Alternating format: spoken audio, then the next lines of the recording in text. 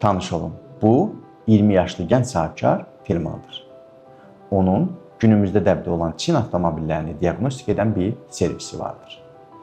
Günlərin bir günü bu aparatlardan biri xarab olur.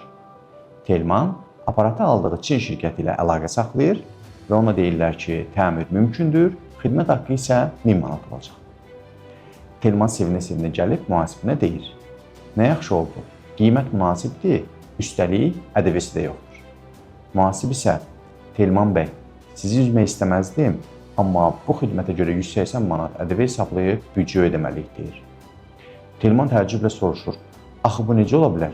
Həmin şirkət Azərbaycanda qeydiyyatda deyil." Mühasib isə gülümsəyərək cavab verir: "Düzdür, Çin şirkəti Azərbaycanda qeydiyyatda deyil, amma qanun bu məsələni başqa cür tənzimləyir." Vergi Məcəlləsinin 154-cü maddəsinin 4-cü bəndinə əsasən, əgər xarici şirkət Azərbaycanda qeydiyyatda deyilsə və sizə ölkə daxilində xidmət göstərirsə, bu xidmətə görə dövlətə ƏDV ödəməlidir. Dövlət həmin xarici şirkəti rəsmən ƏDV ödəyicisi elan edir. Lakin bu xarici şirkət Azərbaycanda olmadığı üçün ondan vergini ala bilmir. Ona görə də xidməti alan yerli şirkət həmin xarici şirkətin əvəzində bu vergini hesablayıb dövlətə ödəyir. Buna vergi praktikasında qeyri-rezidentə görə ƏDV deyilir.